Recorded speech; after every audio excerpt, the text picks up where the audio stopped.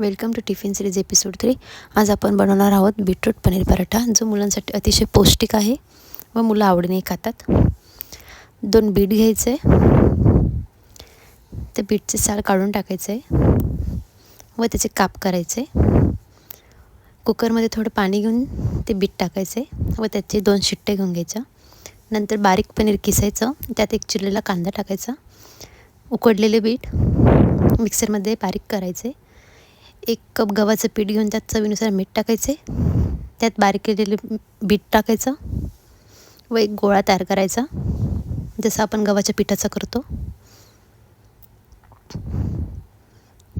व त्यानंतर जशी आपण आपली चपाती लाटतो त्याप्रमाणे तो गोळा घेऊन लाटायचा व त्यात हे पनीरचं आणि कांद्याचं स्टफिंग टाकायचं आणि ती पोळी अशा प्रकारे फोल्ड करायची.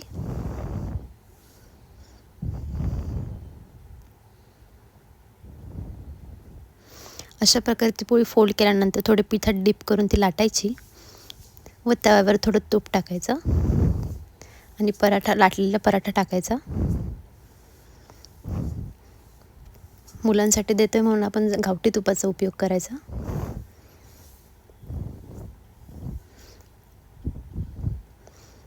आणि हा आम्ही नाश्त्याला पण खाऊन जातो. आणि आपला पराठा रेडी आहे आणि टिफिन पण.